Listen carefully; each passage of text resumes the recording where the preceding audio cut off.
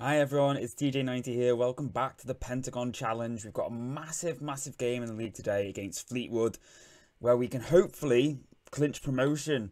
And we've had a little bit of a delay since last time because I recorded the replay of the FA Cup like I said I would, but for some reason it didn't put any audio. We didn't get any audio off it, so I had to just leave it and keep going. But we've really flown through now. We're now into April. We've only got about 6 games left to go in the league. And yeah, without further ado, let's just get cracking. But before we do get into the video, everyone, what would you like to do us a favour? Drop a like, subscribe if you're not already, and ring the notification bell. Why not? I don't ask this a lot, to be fair. But every now and then, I'd just like to throw it out there. Just if any of you are watching who aren't subscribed and you're enjoying it, why not click that subscribe button and get some more notifications when the next video comes up. Now, as I said, I was going to record this game. So, like I said, it didn't work. So, I'm just going to show you the highlights. So, we were away at Luton. We went 1-0 down after 17 minutes. Don't get me wrong. We didn't deserve to get a result in this game. We didn't play that well. Well, not as well as Luton anyway. But George Hurst from nowhere grabbed us an equaliser just about 10 minutes before half-time. And it stayed 1-1 all the way into extra time, where some dubious goalkeeping, which prompted a little bit of transfer business from me because I felt like that was just really quite poor. And he basically had a poor game in this game, did Ward. So I sought out to try and bolster that area of the team. And yeah, we did go and buy another goalkeeper. I mean, in terms of outs, Renan Vitor, the Brazilian guy we couldn't get a work permit for, we managed to sell him for 115,000, which I thought was pretty good going. We signed a few. We signed like a few new gen players. We signed this guy. He's a centre half / fullback. Hopefully, he'll do a decent job for us. I think he's a bit too small to be an out and out centre half, so we'll probably look to play him, like train him up as fullback. I think we signed him from Curzon Ashton, and he's just stayed there on loan. Adam Riley we brought in. He is another like centre half prospect, and he's out on loan at Kings Lynn. We brought in Liam Cook on loan from Norwich just as a backup for the striker role. He's not really played that much, to be honest with you. We've kind of actually not really needed him as much because we have had a slight shift in formation, which we'll look into in a minute. Lewis McCafferty we'd already touched on, but this is the keeper we brought in, Ryan Schofield, just to try and bolster that goalkeeping position because, like I said, Ward wasn't doing great. And they kind of just alternated the roles over the course of the season. Yaroslav Plavka, I'm going to say. We got him on loan from Arsenal. And we also signed, he's a left back, again, just for some cover for Liam Leahy. And we signed this guy, Mark Wilson. We brought him in from Coventry, and he looks like he could be a really good one for the future. Basically, we just play him as a central midfielder. We signed him and he was technically classed as a winger, but he just doesn't have the crossing really to make it, I don't think, as a winger, nor does he really have the pace, so we play him in central midfield. And yeah, he's doing quite well there, to be honest with you. We played him a few times just off the bench or from the start, along with Richard Breen, who we signed for free from Watford in Ireland, I think it was. Just a reminder for you, this is Richard Breen. Like I said, we signed him for free. And he also plays in that advanced playmaker role in the midfield. He can also play as a number 10. We're not currently using a number 10. We just kind of stick him in that central midfield role, just because he's got a great eye for a pass. Really, he's very technical, and that has allowed us really to play a more control possession tactic. The reason we have shifted to this was because no, let me find it. So we went on a run of 3 draws in a row. This one against Carlisle, we just didn't really take our chances. Cheltenham, we gifted them a goal and then managed to just about claw it back. And with Walsall, I think, yeah, we came from behind twice and again kind of literally just sort of clung on. Newport County, we let them back into the game a little bit, which was a little bit concerning. Tranmere, we lost 2-0. We were just really poor against them, some really poor performances. So then for the Lincoln City game, we changed it to that control possession tactic. And since then, you can see we've won 3 out of 5 games. Still not great. I think there's an element of fatigue been setting in as the season's been winding on, and some of the lads have really, I think, struggled to sustain performance levels. So we just tried mixing the tactic up just because it's a little bit lower intensity, and also just to keep the AI guessing, to be honest with you. One sort of fairly big bit of business that we're going to touch on now, Anthony Bailey, who was a free signing from Arsenal, out of contract youngster at the end of last season. He wasn't having the same level of impact as Darren Evans, but he was certainly starting to find some form. We had a bid from AIK in Sweden for him for something like less than 100,000, and we negotiated it up, and they rejected the negotiation, and he then came to me saying, "No, I want to leave. Like, I really want to leave." I was like, "Okay, like how much are you talking?" And he said 750k or 700k or something. And I was like, okay, that's more than I was prepared to sell you for. Like far more than I was sort of prepared to sell you for. Like I thought, I would maybe get like 200,000, 250,000 or something like that. Maybe that's what he wants to go for. And we managed to agree on like 750k. So I offered him out, and Middlesbrough came in straight away with 750k, but they made it non-negotiable. So I rejected it and re-offered him out, but with a percentage of sale fee, not profit, just straight up sale. And they came in and offered us 550k, but with like a 20%, I think it was like 20% of transfer fee, like any future transfer fees. So I was like, you know what, it's still more than I was expecting to get. So he's going to Middlesbrough in the summer. Not bad for someone we signed for free, and we're making like 550k off him and any future profit. I'd rather have taken any potential profit rather than the extra 250k, because I think if he sort of continues to play quite well and develops okay at Middlesbrough, who knows, he might kind of double his value. And if we can get 20% of that, we'll probably at least make that 250k, but maybe even get a little bit more. So yeah, so that's happening. We've also offered some young trialists, like young players who are going to be leaving their clubs on a free swim trials. This guy, Grant Hibbs, rejected it, but we've got a few other good prospects sitting in like a trial farm, as it were. And but this is another guy we've got coming in just to bolster that midfield, a bit more of a, not necessarily physical, but maybe a bit more of like a creative older player to help sort of carry some of the younger lads through. He's free. It gives us a bit of freedom if we want to potentially sell some like players in the summer. Like some of our midfielders might have like some interest, so we can afford to let them go, because we've got this guy coming in for free who seems very reliable, really sort of good stats across the board, like good attributes across the board. Like I said, he's a bit weak, but some of his technical attributes are a lot better than some of what we have. And as you can see, looking at this, he is very, very versatile. In terms of those trialists that we were talking about, it's pretty much all of these guys. Basically, they're all from like either Man United, Man City, Arsenal, Liverpool. So they're just going to sit with us for a little bit, see what they're like. They were on 4-week trials, so we'll just see what they look like and see if any, look like they're worthy of snapping up. I mean, I've already seen this guy. He's a left-footed. I mean, say left-footed. He's very strong on either foot, to be honest with you. And he's 6'4", so he could be a really, really good option from set pieces in particular. Seth Wright, he's got good technique, I would say, for this level, and decent work rate and decent stamina. He's not the quickest, but if he's just going to be an attacking central midfielder, who knows, he might be good enough for that. David Eveling, he looks like he can play pretty much anywhere, I think. DM or, basically anywhere along that spine.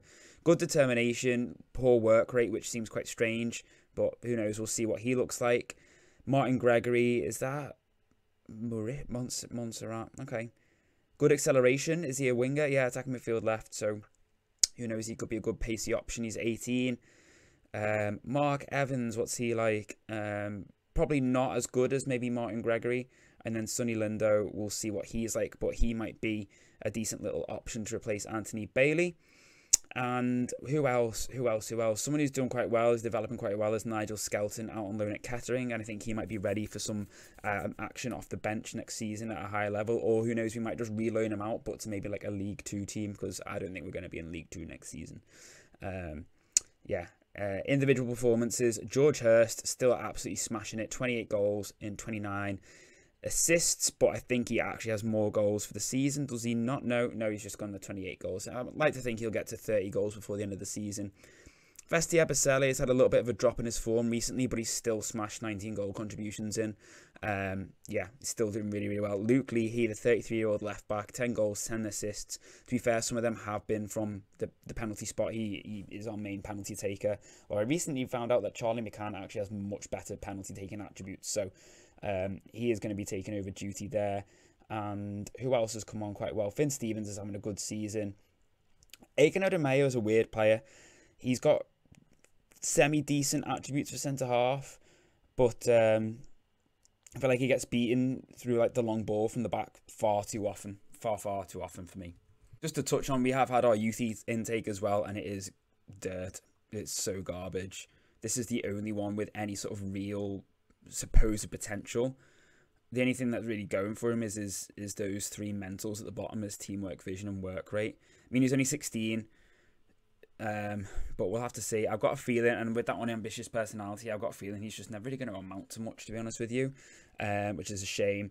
Some of the others, as you can see, the best we've got is like 2.5, 3 stars. So, bit of a letdown in that regard. I wouldn't necessarily say our head of youth development is particularly terrible either, I don't think. He's generally quite good, but yeah, doesn't seem to be bringing the results that we want. Now, let's just get into the game. I think I've waffled on for long enough. This is what the table looks like at the moment. So if we can win this game, and if results go our way, particularly Lincoln, who are Lincoln playing, if Lincoln basically don't beat Walsall, and Lincoln are a little bit of free fall at the moment, they're not playing great, we could potentially secure promotion. I mean, I think even if we win anyway, because our goal difference is so superior over Lincoln and Wickham, who theoretically are probably the only teams who could stop us from getting promoted today. That even so, even if we're still both, like all three of us are on, say, like 15 points, the 15-point gap after this game, our goal difference is still so superior that it pretty much guarantees us promotion anyway. Team sheets are in, and we are going for the control possession again. So the 4-3-3, George Hurst leading the line with Lewis Reed, Charlie McCann, and Conor McGrandles in that midfield three. Charlie McCann as the advanced playmaker, Louis Reed I think as the deep line playmaker maybe we've got, and then McGrandles just as a ball winning midfielder. And then yeah, the back four kind of does just about pick itself, to be fair. Jeff McSweeney over Joe Lewis is probably the only one we would look at changing. I'm finding that both the three centre halves that we have in whatever partnership, I wouldn't say they're completely solid, or certainly not as solid as I'd like them to be. Vesti Abasele, he continues doing his job at right wing, and George Cooper on the left wing, with George Hurst, as I've said, leading the line. Game day, everyone, and we are, like I said, looking to win promotion today. Sorry, everyone, you might notice a slight little skip there, and that was just because I just had a horrible moment where I thought, wait a second, let me just check that the audio is still working. I do not want to repeat of my last attempt at recording a video for you guys where the audio just didn't record. A nice early corner there. Now Luke Lee, he plays a great ball. Abasele hits it wide. He is someone I would probably look to keep on loan next season because he has been pretty reliable for us. Don't get me wrong, he throws in the odd 6.1 match rating, but 19 goal contributions, you can't sniff at that. Like, some of those goals have been absolutely massive for us.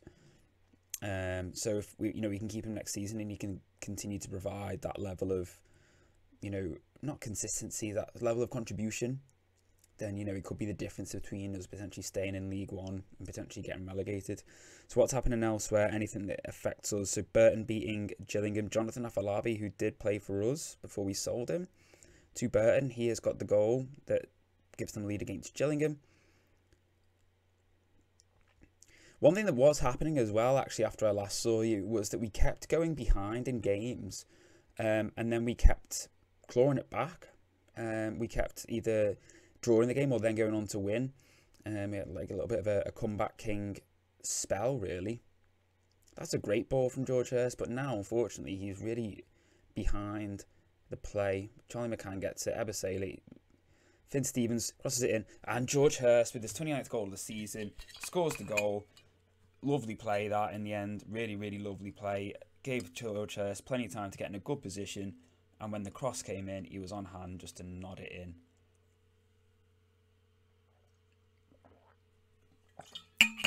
Lovely. And at the moment, I think we're going up.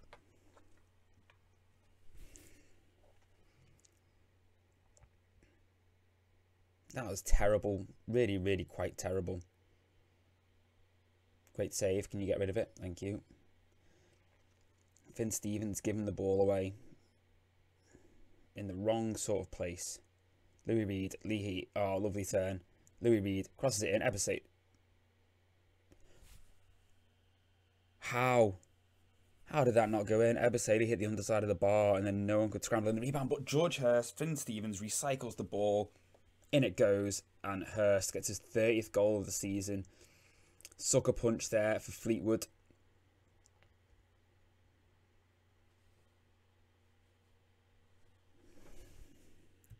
Finn Stevens once again with a first-time cross from that right-hand side.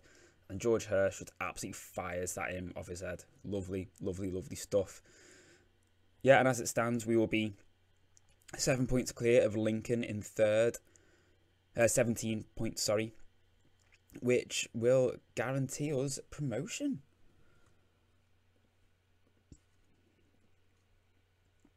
And I think, looking at results at the moment, I think if we win our next game against Salford, so I think this is Easter weekend, so because we're playing here on the Friday, and then we're playing Salford on the Monday, so I assume this is Good Friday, and then the Monday is the Bank Holiday Monday. So we could potentially be champions by Monday. Because we are currently 14 points clear of Colchester. Oh, okay, yeah, we'll do that. Oh, well, I would have done that. And you know what? We'll play him as an inside forward because Mothersill, he's not the best at crossing. But we'll play him as an inside forward at St. George Cooper picked up a knock. Oh my word, off the line.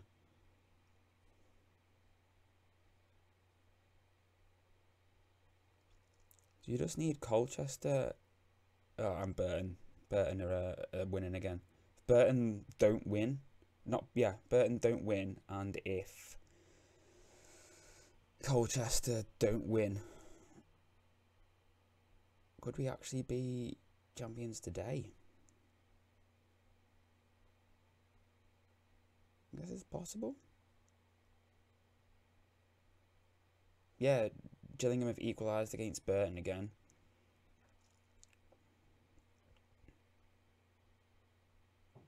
What a ball, what a ball. Ebersale. Just keep hold of it. Crosses it. Mothersill. Oh, unlucky. Ebersale is knackered, to be fair. Off you come, mate.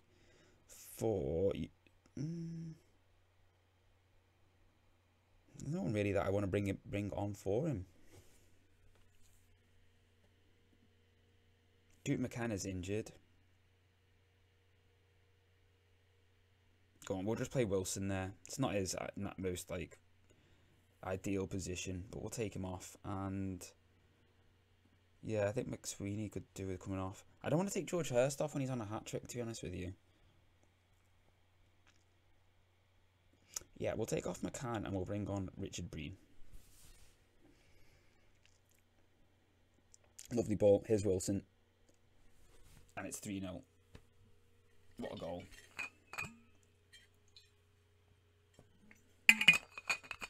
First goal for the club, but 8th goal this season, it was saying there. Obviously had a decent run at Coventry, or maybe just that's all just like youth team goals.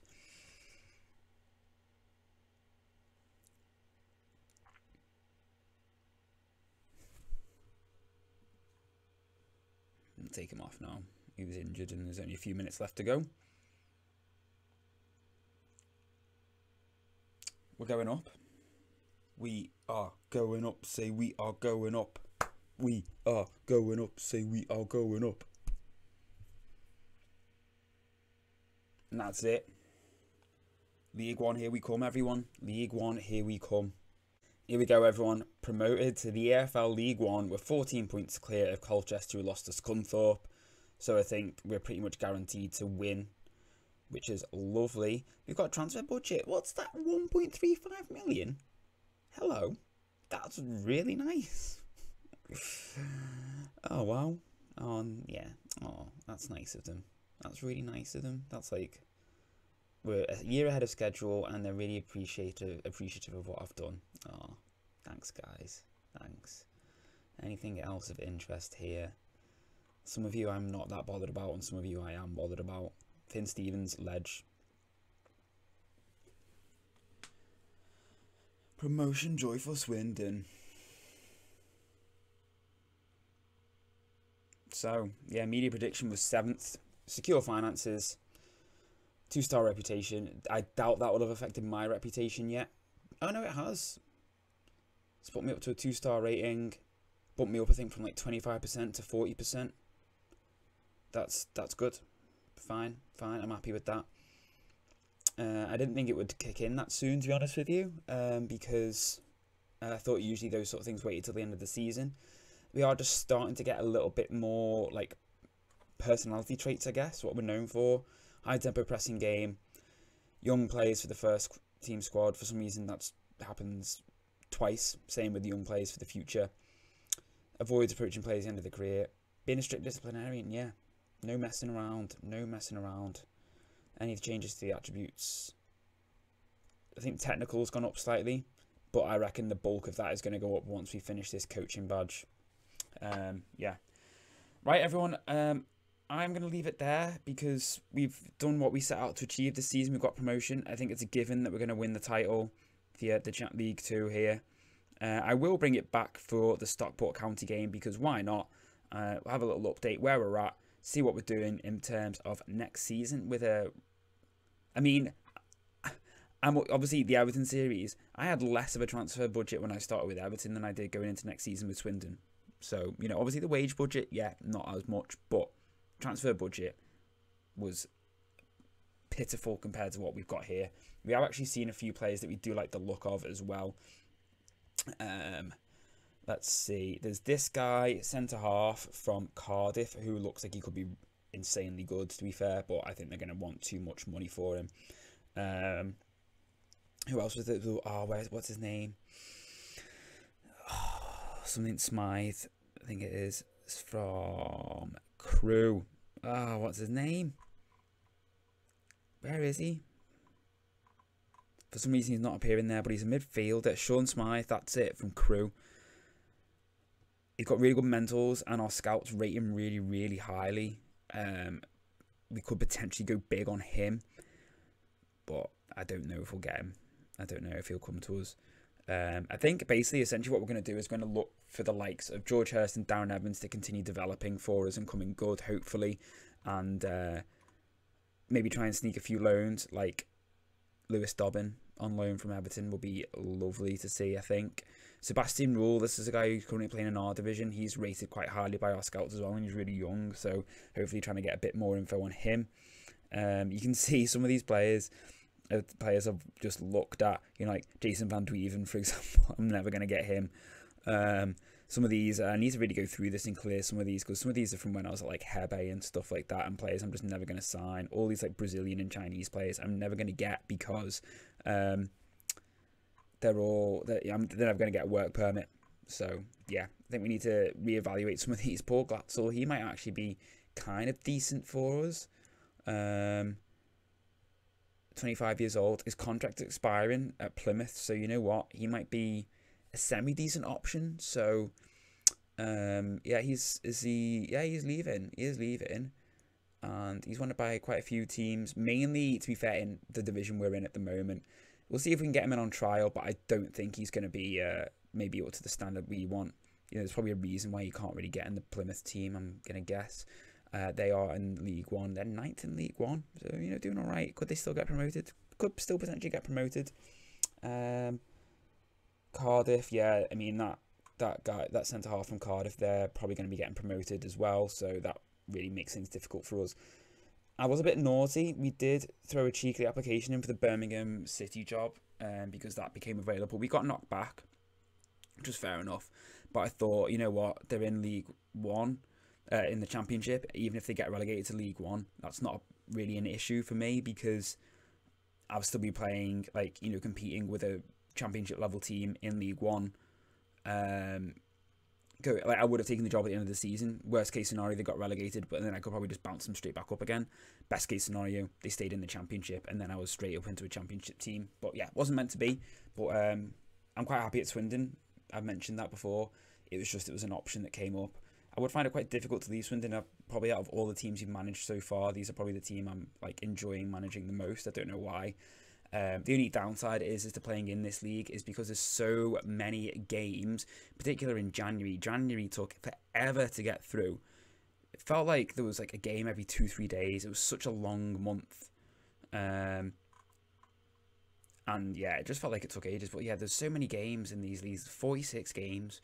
And yeah, just has taken really quite a long time to get through this season. But anyway, I'm pretty sure I've waffled on for far too long, everyone. So I will see you all next time. I'll see you for the Stockport County game with Swindon League One club for next season. Let's go.